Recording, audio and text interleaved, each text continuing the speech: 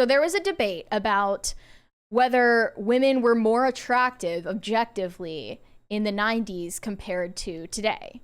And they debated this using the examples of Jennifer Connelly and Zendaya. And I guess those would be considered the it girls or the heartthrobs of their own times. And it compared one picture of Jennifer Connelly and a paparazzi photo of Zendaya, where Zendaya is not wearing makeup. She's walking in the middle of the night, probably getting out of an Uber. She does look mad. She doesn't look like glammed up or anything. So the tweet said, any Zoomer who thinks the right pick is above average attractive doesn't understand that in the 90s, 7 looked like the left pick. Above average meant something else back then. There'd be like 10 girls as or more beautiful than Connelly working at every chain restaurant.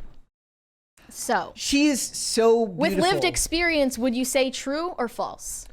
I don't know, dude. Like I think that might be a stretch to say that there's 10 that look like Jennifer Connelly. I think that is a stretch. But or more attractive than Jennifer Connelly. But my mind goes back to seeing Jennifer Connelly sing in Dark City, and I see that as a glammed up, gorgeous starlet of a woman who's beautiful. And so I don't think that I'm going to go to the... Thank you! I am not going to go to the local Dunkin' Donuts or the local Baskin Robbins and see a bunch of women that look like Jennifer Connelly. I'm not. In the 90s or today? No. I would say the same, but obviously I wasn't alive in the 90s. Yeah. I don't know if that is accurate. I think to the extent that this is true on objective metrics... it's because people are fatter now. They take less care of themselves. They probably dress a little worse with less effort. They're wearing athleisure all the time, and they've made clothes. It's nice and stretchy for your fat fill out. You know, they've made clothes that hide your fat, or intended to, but fail at That's doing why I it. wear all black all the time. Yeah, hides my fat. And then I guess with being fat comes all sorts of other issues for your health that make you less attractive. We've got one from Cloudroth. He said, it was more impressive to see a beautiful woman back in the day. You know, they didn't have any work done. Those perfect teeth were a gift from the genetics gods. Yeah, that is true. Well, people still had braces, but yeah, I get what you're saying. People are more likely to get cosmetic procedures today. Speaking of weight, there was a scale downstairs over the weekend. It was like a glass scale. Okay. And I was like, is this a prank scale where I'm going to step on it and it's just going to break in 2 pieces and start going, you're fat, you're fat. There's going to be like an alarm bell and like the red lights start flashing and it's like, woo, woo. Look, you are fat. I was like I'm already kind of fat. Like I don't need a scale telling me that I'm fat. I mean, by today's standards, what is fat anyway? I think right? like it's really, it gets a lot of traction when people point it out, but like people post a picture of like George Costanza and they're like, this is what was comically fat in the 90s. Yeah, in a lot of ways. And it's true, like our standards for ourselves have definitely lowered. Yep. But we've There's got a super chat from Clef the Misfit. He said, maybe women in the 90s had prettier faces, but because of all the hormones we put in food today, modern women have superior booba. But Jennifer Connelly had the superior that compared to Zendaya. Right. I don't know. Like, people have also pointed out a ton that Gen Z, both guys and girls, look a lot younger. I'm just going to leave this on screen with no audio so people can... That's Jennifer Connelly. And she's a little bit older than in the example photo. Wow.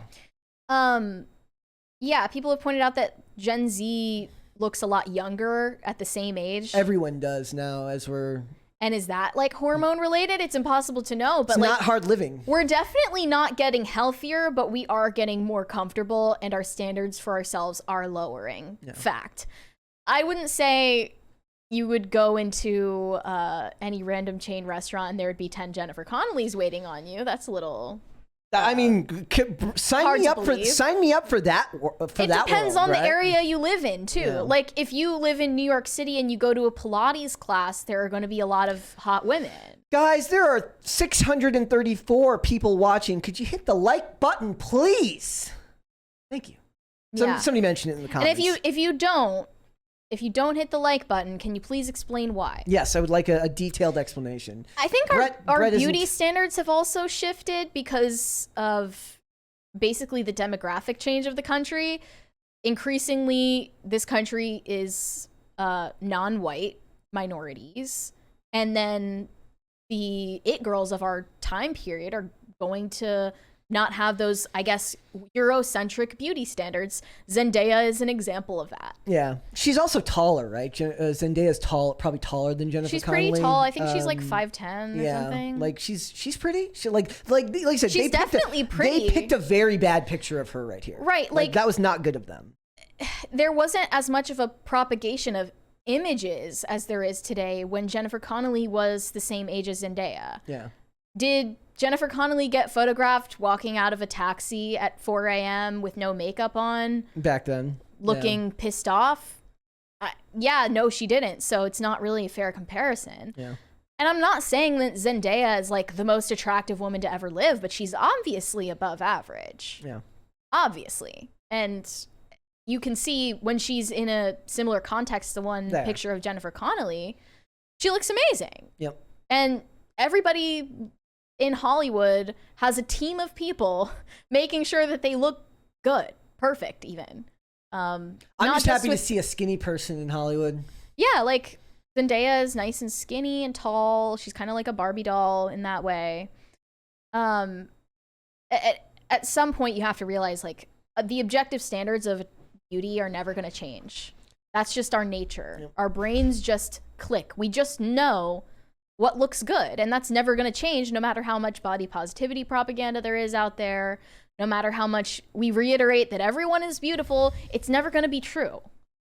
The objective standards of attractiveness are always going to be objective, and if that hurts anyone's feelings, I don't know what to say. Connelly, in the photo that was shown here, like when we were looking at the photos of her from this article, which is this one right here, reminds me of Orla Brady. They look almost the same there. Like she's 60 something. Jennifer Connelly, as you were saying, also grew into her looks. She's gorgeous. Like I think she's like in Top Gun, she's classic beauty in Top Gun Maverick. Yeah, like she is. Orla, like I said, Orla Brady, she's like 62 in that photo or something like that. In this photo? Yeah, like she's older. Like that's I guess today, like now you can like with the right money and genetics together. Like if you do your surgery sparingly and you don't overdo it, you can have that fountain of youth for a long time. Right. I mean, plastic surgery has been pervasive in Hollywood for the very beginning. Yeah. And it was just done in a smarter way before. I have a harder time. It's like I look at stuff like this and I'm just like, who am I to judge these people? I have no room to talk, so I keep my number grading off air and with the boys. If this was the boys episode, maybe I would be giving great like a rating off air, but it's like don't throw stones in glass houses. I have no room to talk, but I think that the idea that they're even comparable in the same way is kind of weird. I don't put them in. Like they just don't. They're not the same category. They're not the same type of woman, right? Like I wouldn't see them the same way.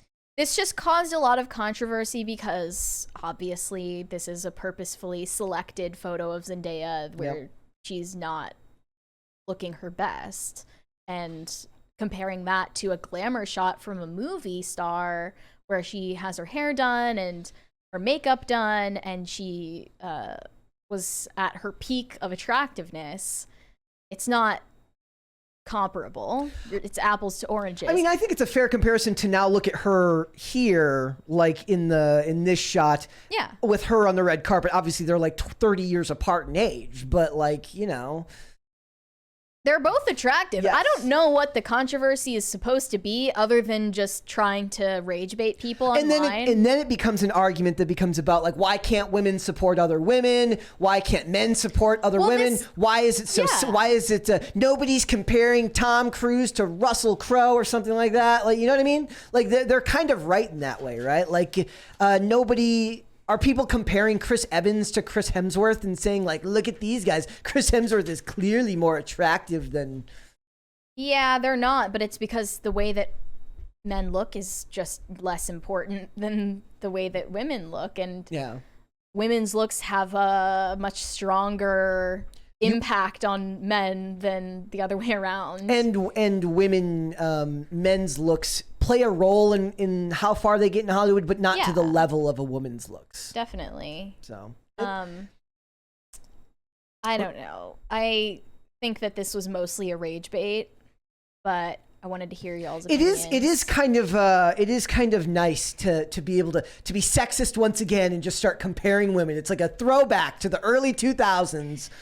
What I would say is that never went away. Comparison of women and, women having no solidarity with each other. It's never there's never been a change. It's one of my favorite things that Hollywood tries to change is pretend that women like supporting each other all the time, which of course some might, but in general we know that that's just not how people are. Yeah. And I can't speak for how objectively true this statement is about the 90s, but there's no accounting for taste and the fashion back then and the way people did their hair and I believe, because people took better care of themselves and their weight, that's a huge factor. It's like those photos that say this was a beach in the 1980s and everybody's thin. Yeah, that's real. Yeah. People were more attractive probably on an objective scale 30, 40 years ago than they are today. No plastic surgery. No. Well, I guess weight was a lot less there was plastic common. Surgery, but it was less accessible to average people. Yes, there was not a consumer model for plastic surgery. And the way that people do cosmetic procedures and plastic surgery now is, I think, a lot different to the way that they did it before. The way it was done before was, how can you get away with it with no one noticing? Now, people use plastic surgery almost as a way of conspicuous consumption, where it's I'm showing off the fact that I can afford these lip fillers. So I'm showing off that I can afford these breast implants or these injections. And it's very obvious that they have them and they're not trying to hide it at all. Yeah. And it used to be something that was done. It was plastic surgery used to be similar to CGI, meaning that the best versions of it are the type that you don't see. Right, exactly. Yeah. And it's still that way, but now everyone thinks plastic surgery all looks the same because the cases of it that you notice are the worst ones. Yeah. Because that's the most interesting for people to looking to like show a blow-up doll with gigantic baboon anus lips. That's what we think of when we think of plastic surgery today. And it's not exactly the most. It's not always that. I'm sure Jennifer Connelly has gotten work done. I'm sure. Oh yeah, absolutely. I wouldn't be able to tell you what, but it's I look at it and it doesn't look. It's not overt. But that's the point. You shouldn't be able to point it out and immediately notice. That should not ever be the first thing you notice about somebody. She's even got gray in her hair. It's like a. It's a deceptive I just made a tweet about this the other day when I was. I literally just the other day where I was talking about I missed the day of Hollywood before aging and de-aging, where I was watching Dollhouse, and in Dollhouse they have, at the end of season 1, at the end of season 2, they have episodes that are called Epitaph Part 1 and Epitaph Part 2, and in that it takes place in the future. So to age up smoking hot Eliza Dushku, they just put a gray streak in her hair. She looks exactly as young as she did before. She just has a gray streak in her hair. Yeah. And somebody's they could have just had Tulsi Gabbard play her. I'm yeah, they could have had Tulsi Gabbard play her. That would have been freaking great. Yeah.